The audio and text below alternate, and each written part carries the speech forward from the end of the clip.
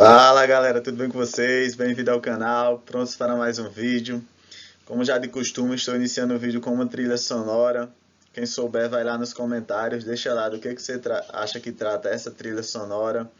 A trilha sonora do vídeo anterior, vou estar divulgando agora, ela é a trilha sonora da série Breaking Bad, uma das séries mais renomadas pelo público.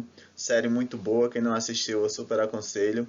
E quem não viu o vídeo que eu coloquei essa trilha sonora, eu vou estar deixando na descrição do vídeo aí, corre lá, um vídeo muito bom de introdução à química orgânica. Hoje nós vamos falar de um dos temas que despenca todos os anos no Enem e nos vestibulares em geral, que é o estudo das soluções. Vou estar apresentando para vocês aqui toda a base introdutória necessária para entendermos esse conteúdo e no final do vídeo responderei algumas questões com vocês, certo? Antes de iniciarmos, você já sabe, quem não for inscrito se inscreve, dá uma força lá. Se você gostar do vídeo, curte, compartilha para os amigos, dá essa força aí para que o YouTube possa disponibilizar o vídeo para mais pessoas, certo? Então é isso, vamos iniciar a aula.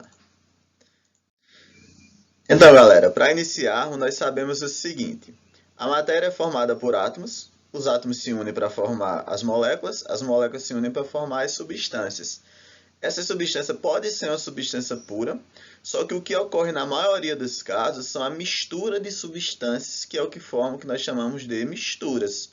Misturas são a união de mais de uma substância, certo? E essas misturas, elas podem ser de dois tipos, como vocês lembram lá da introdução à química. Pode ser uma mistura homogênea ou pode ser uma mistura heterogênea. Essa aula, o foco de estudo dessa aula são as misturas homogêneas, que as misturas homogêneas são chamadas de soluções, certo? Então, o que são soluções? Definindo de forma bem simples. Soluções são misturas de duas ou mais substâncias que apresentam aspecto uniforme, a gente diz que apresentam uma única fase. Ou seja, toda mistura homogênea é uma solução, tranquilo? Um exemplo de solução é a atmosfera, a camada de ar que envolve a Terra. Ela é formada principalmente pelos gases nitrogênio e oxigênio. Só que a gente não consegue distinguir, separar os dois gases. É um exemplo de solução. Então, as soluções são misturas homogêneas, que são misturas formadas por mais de uma substância que apresentam aspecto uniforme. Tranquilo até aí? Nós sabemos que quando eu misturo mais de uma substância, eu posso ter duas situações. Primeiro, podemos ter uma mistura homogênea, que é o que nós chamamos de solução, ou podemos ter uma mistura heterogênea, que é quando eu tenho mais de um aspecto, mais de uma fase. Como exemplo, água e sal, mistura homogênea, e água e areia é uma mistura heterogênea, certo? E temos também o que nós chamamos de dispersão. As dispersões, ela é formada por duas partes, o que nós chamamos de disperso e dispersante, que é uma substância que vai se dispersar em outra. Por exemplo, aqui água barrenta, com terra, areia, junto. Ao deixar passar um tempo em repouso, a terra vai se decantando aqui no fundo, a areia, e a água vai ficando um pouco menos turva, certo? Então, as partículas que estavam disseminadas na água é um exemplo de dispersão, certo? Então, estaria aí a dispersão. E aí, de acordo com o tamanho das partículas que estão dispersas em uma solução, estão dispersas em uma mistura, a gente pode classificar de três formas possíveis. Primeiro, o que nós chamamos de soluções verdadeiras, que nós chamamos de soluções coloides ou coloidais e suspensões. O que determina isso? O tamanho, a granulometria das partículas. Se as partículas tiverem tamanho de 0 até 1 nanômetro, para quem não sabe, 1 nanômetro equivale a 10 elevado a menos 9 metros. Então, se o tamanho das moléculas que estão dispersas em um dispersante for de 0 a 1 nanômetro, são chamadas de soluções verdadeiras ou simplesmente solução. Posso chamar só de solução. Se o tamanho dessas partículas variar de 1 a 1000 nanômetros, são soluções coloide e acima de 1000 são chamadas de suspensões. Alguns exemplos aqui para você entender. O ar, como eu já citei, ele é um exemplo de solução verdadeira. O ar está cheio de vapor de água, certo? Só que a gente não vê esse vapor d'água pelo fato de serem moléculas bem pequenas, tamanho inferior a 1 nanômetro. É um exemplo de uma solução verdadeira. A neblina, por exemplo, o tamanho das partículas são um pouquinho maior. Essas moléculas são um pouco maior e quando incidimos uma luz, por exemplo, do farol de um automóvel, você consegue ver, tipo naquele dia que tem bastante neblina. Esse fenômeno de você incidir uma luz sobre um determinado material, por exemplo, aqui na imagem, e conseguir visualizar essas partículas é chamado de efeito Tyndall. Então, é um exemplo de coloide. A neblina é um exemplo de uma solução coloidal, certo? E o exemplo de suspensão é quando o motor dos automóveis, principalmente aqueles caminhões mais antigos, ônibus, a queima do combustível ela não está sendo tão eficiente e libera muita fuligem, muito carbono, que são aquela fumaça preta, certo? Aquela fumaça preta, esse carbono ele fica em suspensão no ar. Então, solução verdadeira, as partículas elas são um tamanho bem pequeno, você não consegue visualizar mesmo incidindo luz. Soluções colóide, o exemplo da neblina, e suspensões, o exemplo aqui do escape de um caminhão, ou até mesmo de um redemoinho, por exemplo, que coloca a poeira em suspensão no ar. Seria outro exemplo de suspensões. Okay? Dando continuidade, toda solução ela é formada por dois componentes. Um que a gente chama de soluto e o outro que a gente chama de solvente. O que é isso? É bem simples de entender. O soluto é sempre a substância que será dissolvida e o solvente é a substância que dissolve. Então, alguma substância, eu posso chamar também o soluto de disperso e o solvente de dispersante. Pode ter essa designação também. Exemplo aqui, uma solução formada por açúcar e água. O açúcar é o soluto e a água é o solvente, pois o açúcar está se dissolvendo na água. Certo? A mistura entre os dois forma aqui uma solução, uma mistura homogênea. Tranquilo? Um dos principais solventes que nós temos é a água. A água é um ótimo solvente para solutos polares. Inclusive, toda solução formada onde o solvente é a água, ela tem uma designação específica, ela é chamada de solução aquosa. Então, quando você vê esse termo, solução aquosa, é uma solução onde o solvente é água. Simplesmente assim. Trouxe aqui alguns exemplos: suco de fruta, saliva, urina, soro fisiológico, dentre outros. Todos esses, o solvente é água. Os solutos são outras substâncias, mas o solvente é água. Soluções onde o solvente é água, nós chamamos de solução aquosa. Certo? E aí a gente pode classificar as soluções também de outra forma, com base na condutividade elétrica. O que seria isso? Soluções que conduzem a corrente elétrica são chamadas de soluções eletrolíticas. Soluções que não conduzem a corrente elétrica são chamadas de soluções não eletrolíticas. Como que isso funciona? Observa, por exemplo, esse esquema. Aqui eu tenho um recipiente, onde eu tenho aqui um circuito e uma lâmpada, certo? Esse gerador pode ser a própria rede da sua casa, pode ser uma pilha, uma bateria, certo? E do outro lado eu tenho o mesmo sistema. Só que nessa solução aqui eu tenho uma solução de NaCl, de cloreto de sódio, sal de cozinha. E nessa solução eu tenho uma solução de sacarose, de açúcar comum. Perceba que nessa primeira solução a lâmpada acendeu, nessa segunda a lâmpada não acendeu. Então, essa solução formada com água e sal de cozinha, eu digo que é uma solução eletrolítica, pois é uma solução que conduz a corrente elétrica. Ela consegue fechar o circuito aqui e permitir o fluxo de elétrons para que a lâmpada acenda. Nessa não ocorre. O que permite a condução da corrente elétrica em uma solução são o que nós chamamos de eletrólitos. O que seriam eletrólitos, professor? Eletrólitos são íons em solução. Partículas dotadas de carga, seja positiva ou negativa, que estão em uma solução. E essas partículas, elas conduzem a corrente elétrica. Todas as soluções que possuem eletrólitos são soluções eletrolíticas. Por exemplo, sal de cozinha. Soluções que não possuem eletrólitos são soluções não eletrolíticas, o exemplo da sacarose. Certo? Podemos classificar também as soluções com base no estado físico, na fase de agregação. Podemos ter soluções sólidas. Estou dando um exemplo aqui do latão, que é uma liga metálica, uma liga sólida formada de cobre e zinco, empregada, por exemplo, na fabricação de instrumentos musicais. Podemos ter soluções líquidas, um exemplo bem comum é a água do mar. A água do mar ela tem vários sais dissolvidos nela, inclusive você sabe que a água do mar ela é bastante salgada. Tem, por exemplo, cloreto de sódio, cloreto de magnésio, sulfato de magnésio. Além desses sais, tem alguns gases dissolvidos na água, por exemplo, oxigênio. Até porque os peixes lá, eles precisam respirar. Ele respira o oxigênio que está dissolvido na água, certo? E como eu já citei para vocês, os gases sempre formam uma solução. Por exemplo, a atmosfera nossa é um exemplo de uma solução gasosa, certo? Vamos dar continuidade aqui. Dissoluções. O que é uma dissolução? Uma dissolução é simplesmente o ato de misturar um soluto em um solvente. Quando eu misturo um soluto em um solvente, eu tenho uma dissolução. Só que nem sempre misturarmos duas substâncias vai formar uma solução. Muitas vezes, uma substância não se dissolve na outra, certo? E o que explica isso? O fato de algumas se dissolverem e outras não. Por que certas substâncias se misturam tão intimamente, outras não se misturam? Por exemplo, por que a água se misturou com o álcool comum e não se misturou com a gasolina? Então vamos entender um pouco isso, o que ocorre. Primeiro exemplo, vamos entender aqui. Ó. Eu tenho aqui a molécula da água, a molécula do álcool comum, do etanol, e a molécula da gasolina.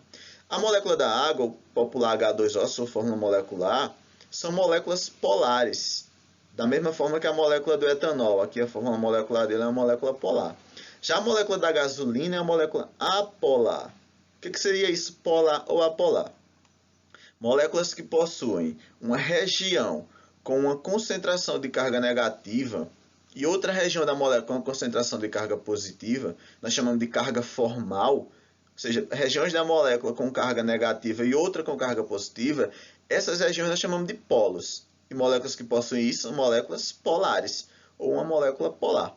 A que não possui essa separação, que não possui polos, é a molécula apolar, certo? Para quem não lembra o que é isso, fórmula molecular, lá na aula de introdução à química orgânica, eu falei direitinho para vocês nas formas de representar uma molécula. E a fórmula molecular é bem importante, pois está presente em todos os conteúdos. Dá uma olhada lá, eu vou deixar a aula aí na descrição, certo? Então, vamos lembrar isso. A água e o álcool são moléculas polares, a gasolina é uma molécula apolar. O que acontece se eu misturar? Como a gasolina é uma molécula apolar e a água é uma molécula polar, a mistura entre os dois, a junção entre os dois, eles não têm familiaridade, digamos assim, não têm afinidade química. O contrário ocorre com a água e o álcool. Por ambas serem polares, vai ter uma mistura entre eles. Já citando aqui outra característica, que nós vamos ter uma aula específica para falar sobre isso, a molécula da água e a molécula do etanol, por exemplo, a força de interação que mantém uma molécula unida à outra, neste caso é chamada de ligação de hidrogênio, tanto na água quanto no álcool. A ligação de hidrogênio é um tipo de interação que ocorre entre moléculas polares e só vai ocorrer quando nós temos o chamado H-FON. Ignorem a letra aí, certo? Bem, não está muito bonita, mas dá para entender. O que seria esse H-FON? H-FON é quando eu tenho o hidrogênio ligado diretamente a átomos de flúor, oxigênio ou nitrogênio. Sempre que eu tenho isso em uma molécula, eu tenho o que a gente chama de ligação de hidrogênio, que é uma força que mantém uma molécula presa a outra. Nós chamamos de força intermolecular. E é o tipo de força intermolecular mais forte que tem, certo? Então, as moléculas de água existem entre elas o que a gente chama de ligação de hidrogênio, da mesma forma que o álcool, e por ambas serem polares, vão se unir entre si. A água e a gasolina, por a água ser polar e a gasolina apolar, não se misturam. E como resultado, a mistura de água e gasolina forma uma mistura heterogênea, e a mistura de água e álcool forma uma mistura homogênea. E nessas misturas formadas, aqui nós sabemos a posição que a gasolina fica na parte superior por conta da densidade. Em líquidos, aquele líquido que fica na parte superior é porque é menos denso, então a gasolina é menos densa que a água, certo? A água e o álcool não têm essa separação, até porque ambos têm afinidade química, se misturam e, nesse caso, formam uma solução, uma mistura homogênea, certo? Outro exemplo é a dissolução do sal comum em água, a dissolução do sal de cozinha. Primeiro nós sabemos o sal de cozinha, o NaCl, ele é um composto iônico formado por ligações iônicas, onde eu tenho a ligação de átomos de sódio com átomos de cloro, por meio de uma ligação iônica. A água é um composto covalente, formado por meio de ligações covalentes entre átomos de oxigênio e nitrogênio. Oxigênio e hidrogênio, perdão. Esses sinais de mais e de menos é justamente o que eu tinha falado, são os polos da molécula da água. A região próxima aos átomos de hidrogênio fica com densidade de carga positiva e a região próxima ao átomo de oxigênio com densidade de carga negativa. Quando eu coloco o sal dentro da água, o que vai ocorrer? A água vai quebrar as ligações iônicas que mantêm os íons cloro e os íons sódio junto, o cloreto e o íon de sódio, certo? E como eles vão ficar com carga, a gente sabe que existe uma força de interação entre partículas de carga contrária. Os íons de sódio com carga positiva vão atrair as extremidades negativas da molécula da água. E os íons de cloro com carga negativa vai atrair a extremidade positiva da molécula da água. Essa interação entre um íon e uma molécula polar é outro tipo de força intermolecular que a gente chama de interação íon-dipolo. E esse efeito, esse exemplo da molécula da água cercada pelos íons de sódio e de cloro é chamado de solvatação. Então está tendo a solvatação dos íons. Certo? Aqui tem outro exemplo da mesma situação. Os íons de sódio cercado por moléculas de água. Veja que a parte do oxigênio que se aproxima do sódio. E os íons de cloro cercado por molécula de água atraindo a parte do hidrogênio, que é a parte positiva. Vamos lá. Dando continuidade, o que explica uma substância se misturar em outra, como eu já citei, é a questão da polaridade e tratamos isso na parte da solubilidade. Uma substância que se dissolve em outra, nós dizemos que são substâncias solúveis ou miscíveis. Miscíveis é se misturar. Então, a regrazinha que diz que semelhante dissolve semelhante. Ou seja, um composto polar tende a se dissolver em outro composto que também é polar. Ao passo que uma substância apolar se dissolve em uma substância que também é apolar. A água dissolve a grande maioria dos compostos. Muitas substâncias a água dissolve. Por isso que ela é chamada de solvente universal. Tenham cuidado ao destacar isso, porque ao tratar de solvente universal, muita gente tem a falsa impressão da água dissolver tudo. Na realidade, não. Ela não dissolve tudo. Dissolve muitas substâncias. Por exemplo, você viu lá que a gasolina a água não dissolve. O óleo e substâncias apolares em geral não se misturam na água. Mas a água ela tem esse apelido de solvente universal por ser um ótimo solvente. E por ser um ótimo solvente, ela dissolve também substâncias indesejadas. Então, facilmente a água fica poluída. Por exemplo, aqui representando a água poluída, certo? Dando continuidade, a solubilidade, quando uma substância se dissolve em outra, por exemplo, o sal de cozinha ele se dissolve na água, mas tem um limite. Não é só eu adicionar pelo fato dela ser solúvel que ela vai se dissolver. Tem um limite que não dissolve mais. Esse limite nós chamamos de coeficiente de solubilidade, ou grau de solubilidade, que de forma bem simples diz qual a quantidade de um soluto que consegue se dissolver em um solvente, a quantidade máxima. Eu trouxe aqui alguns exemplos. Na temperatura de 0 graus, por exemplo, nessa temperatura, o coeficiente de solubilidade do sal de cozinha do NaCl é 357 gramas por litro. O que isso quer dizer? Que a 0 graus, 1 litro de água, o máximo de sal de cozinha que ele vai dissolver é 357 gramas. Se for o nitrato de prata, por exemplo, ele dissolve 1.220 gramas na mesma temperatura, 1 litro de água. Então veja que a solubilidade desse daqui é bem maior do que a do sal, dissolve mais. Só que isso aqui, o sulfato de cálcio, a solubilidade é bem menor, já é 2 gramas por litro, por exemplo. Só como curiosidade, o sulfato de cálcio ele é bem utilizado na produção de fertilizantes agrícolas, no cimento, no giz, entre outras aplicações. Então lembre, coeficiente de solubilidade é o máximo de um soluto que consegue se dissolver em um solvente. Geralmente é expresso em 100 gramas ou 1.000 gramas ou 1 litro. A quantidade máxima que se dissolve em 100 gramas é 1.000 gramas em 1 litro. Quando vem o valor, a questão ou a informação vem destacando bem claro isso, certo? E com base na quantidade de soluto presente em um solvente, eu posso classificar as soluções em saturada, insaturada e supersaturada. Bem simples isso. O que é uma solução saturada? Quando ela atingiu o limite, o máximo de soluto que ela conseguia dissolver foi atingida. Então é saturada. No exemplo do sal de cozinha, quando eu tiver 1 litro de água a 0 graus e colocar 357 gramas de sal e misturar bem, ela está saturada, atingiu o limite, o máximo. Se eu colocar, por exemplo, só 50 gramas, ela ainda consegue dissolver mais, então a solução está insaturada, quando ainda não atingiu o limite, quando ainda consegue dissolver mais. E supersaturada quando dissolveu uma quantidade superior ao coeficiente de solubilidade, certo? Então, são classificações. E é muito comum a gente representar a solubilidade de soluções por meio de gráficos, curvas de solubilidade, que ele representa aqui o coeficiente de solubilidade com base aqui na temperatura. Essa curvazinha ela mostra como que varia a solubilidade com a temperatura. Por exemplo, vamos entender aqui, ó, a 20 graus, o máximo desse sal aqui, nitrato de potássio, que se dissolveria em 100 gramas de água, é aqui, ó, por volta de 30, 32, não tá bem em escala, mas é 30 e poucos gramas. Então isso quer dizer o quê? Que a 20 graus, se você colocar 40 gramas de nitrato de potássio em 100 gramas de água, não vai dissolver, porque o máximo é esse aqui, ó. Se eu colocar 40, não vai dissolver. Se eu colocar só 10, vai. Então, se eu pegar outra temperatura, 80 graus aqui, ó. 80 graus, o máximo que vai dissolver é esse valor aqui, ó. 170 por aí. Tá entre 160 e 180. Então, a 80 graus, se eu pegar 170 gramas do nitrato de potássio, vai dissolver. Se eu pegar 200 gramas, você vê que não dissolve. 200 já estaria aqui em cima, certo? Então, o coeficiente de solubilidade ele representa isso, a quantidade máxima de um soluto que vai dissolver em um solvente. Geralmente, ele depende principalmente da temperatura. Aqui é a mesma informação desse gráfico, só em uma tabela.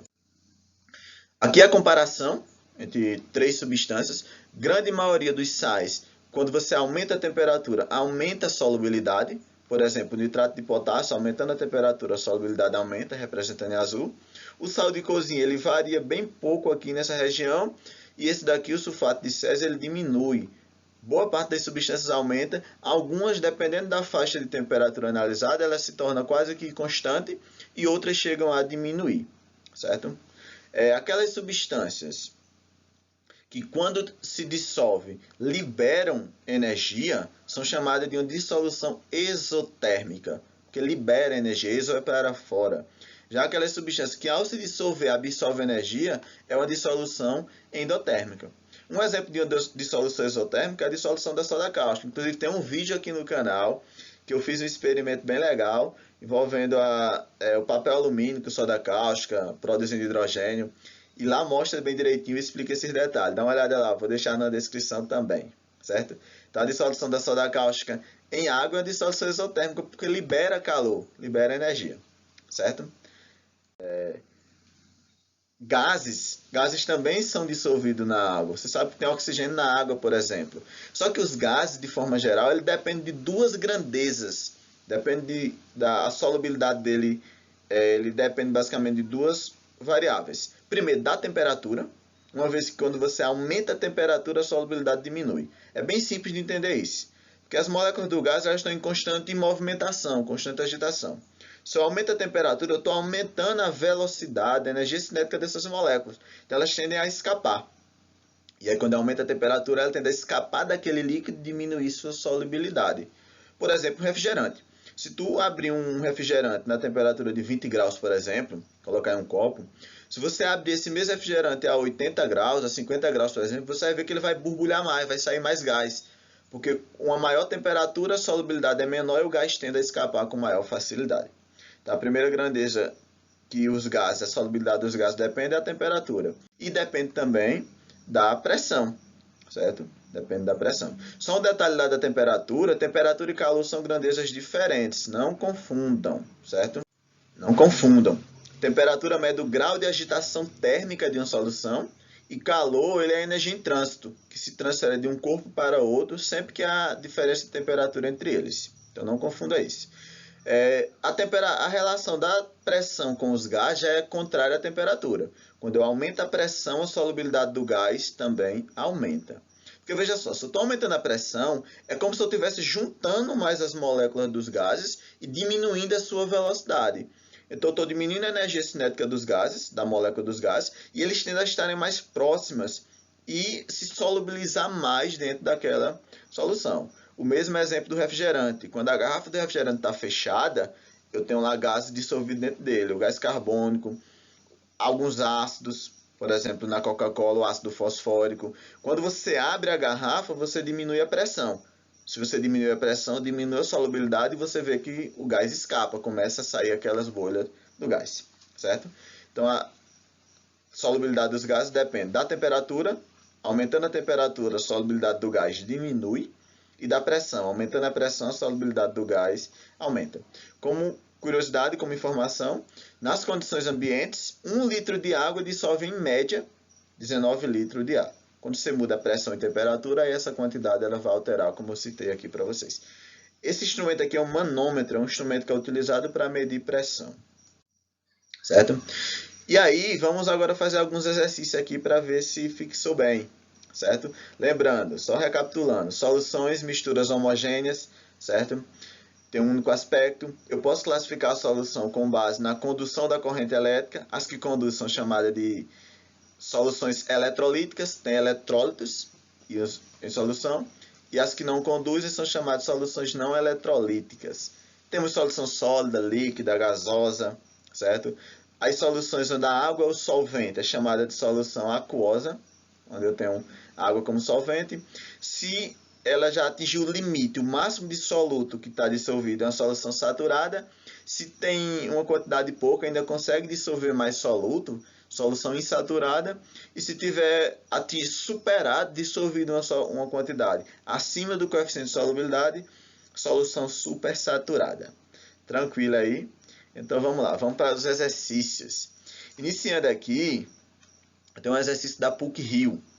Observe a figura ao lado, que representa a solubilidade em 100 gramas, veja a informação que eu falei, ó, em 100 gramas de água de 3 sais inorgânicos em determinadas faixas de temperatura. Geralmente em 100 gramas, em 1000 gramas ou em 1 litro. Neste caso aqui em 100 gramas. E ele pede para você marcar a alternativa correta. Então vamos ver aí as alternativas e ver qual que é a alternativa correta. Dá um pause no vídeo e tenta responder. E no final você vê se acertou a resposta ou não. Coloca lá nos comentários se acertou, viu? Não vai mentir não. Então vamos lá. Primeiro, a solubilidade dos 3 sais aumenta com a temperatura. Veja, o iodeto de potássio, que é esse aqui, o Ki, a solubilidade dele aumenta com a temperatura. Se eu aumento a temperatura, eu aumento a solubilidade. Só que o NaCl, que é o cloreto de sódio, quando eu aumento a temperatura, nessa faixa de temperatura a solubilidade basicamente não muda. E o sulfato de lítio, a solubilidade faz é diminuir. Então, nesse caso, o item 1 está errado, o item A está errado. Item B, o aumento da temperatura favorece a solubilização do sulfato de lítio. Ou seja, se favorece, estaria dizendo que aumentaria a solubilidade dele, só que não é o que percebemos. Quando aumenta a temperatura, o sulfato de lítio tem a solubilidade diminuída, então o item B também está errado. A solubilidade do Ki é maior que a solubilidade dos demais sais. Isso é verdadeiro. Se você olhar em qualquer temperatura aqui, o iodeto de potássio tem uma solubilidade maior. Se eu pegar, por exemplo, aqui, ó. Vamos pegar nessa faixa aqui, ó. Nessa temperatura, a solubilidade do sulfato de lítio seria esse ponto. Vou pegar de outra cor aqui. Seria nesse ponto a solubilidade do sulfato de lítio. Do cloreto de sódio seria aqui e do Ki seria aqui. Então, em qualquer temperatura, ele tem uma quantidade, uma solubilidade maior. Então, o que diz aqui está correto, certo? Item C estaria correto. Vamos marcar aqui o item C.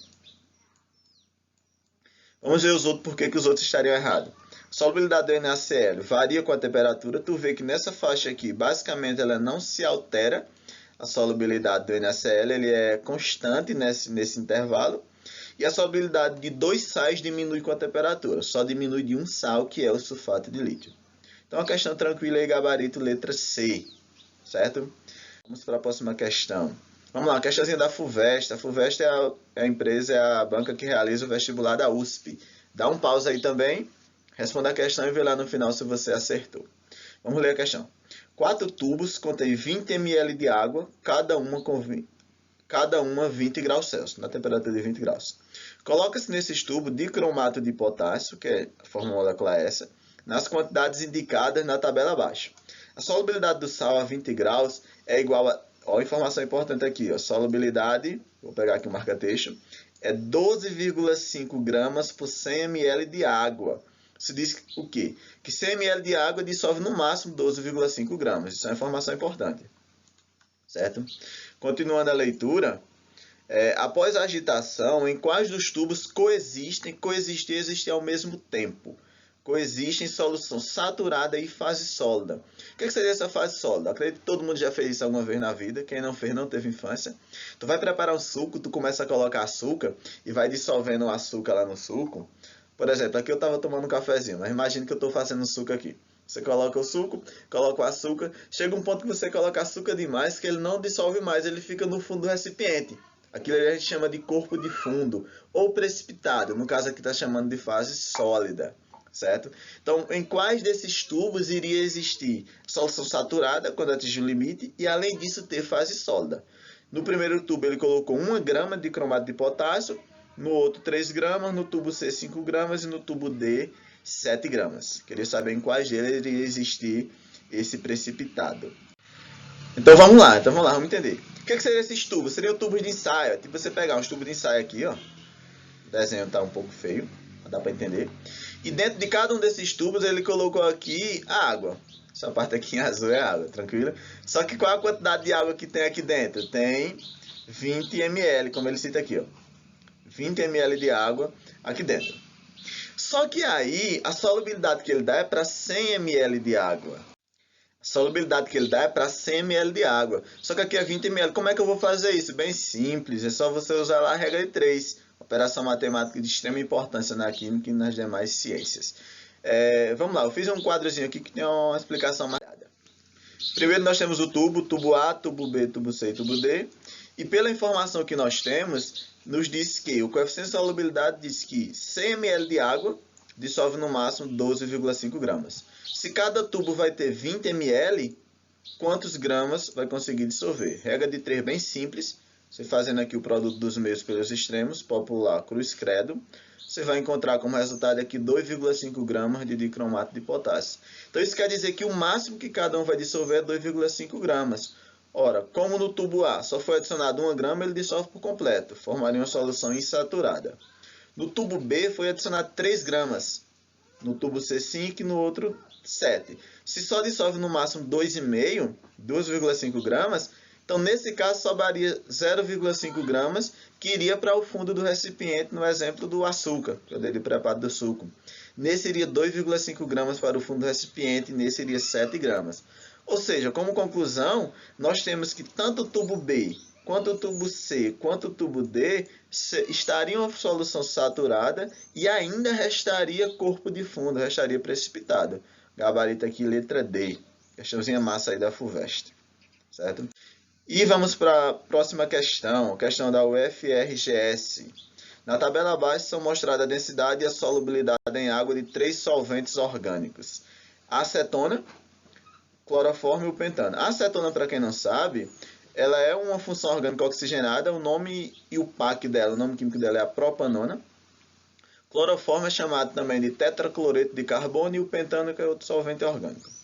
Ele diz, considerando a adição de cada um desses solventes à água, eu vou adicionar eles em água.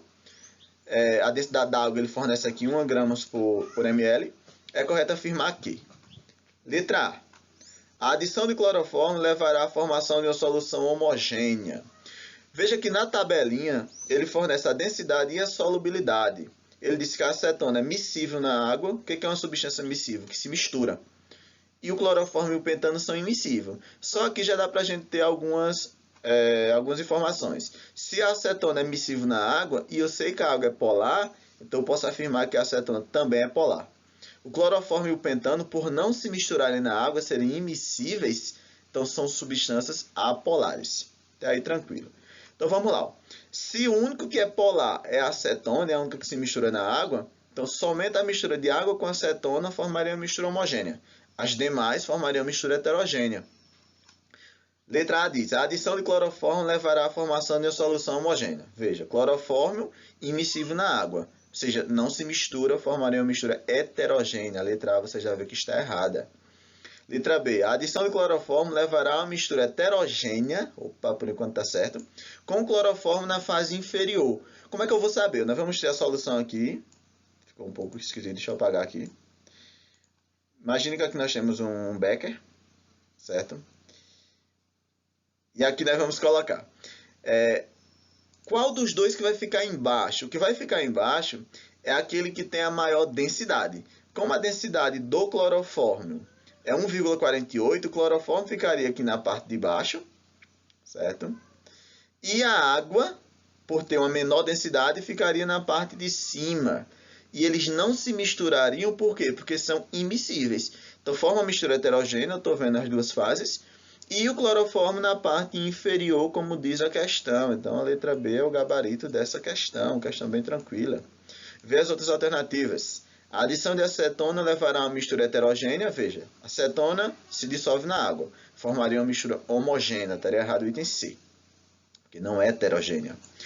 Letra D. A adição de pentano levará à formação de uma solução homogênea. Opa, não é homogênea, porque o pentano não se mistura na água, seria heterogêneo. E nem precisaria dizer homogênea. Quando fala solução, só em falar solução, já subentende-se que é uma mistura homogênea. E a letra E, a adição de pentano levará a uma mistura heterogênea. Por enquanto está certo. Com o pentano na fase inferior, o erro está aqui. Ó. A densidade do pentano é 0,63. A densidade da água é 1. Então a água é mais densa que o pentano. A água que ficaria embaixo e o pentano ficaria na parte superior. Então estaria errada por isso. Certo? Então gabarito, letra B, questãozinha bem boa aí. Tranquilo? Então galera, era isso que eu tinha para mostrar para vocês. Espero que vocês tenham gostado. Quaisquer dúvidas que surgiram, vocês podem deixar aí nos comentários que eu vou responder todas. Assistam aos outros vídeos do canal, tem um material legal lá para vocês também, certo? Antes de ir embora, não se esquece. Valeu!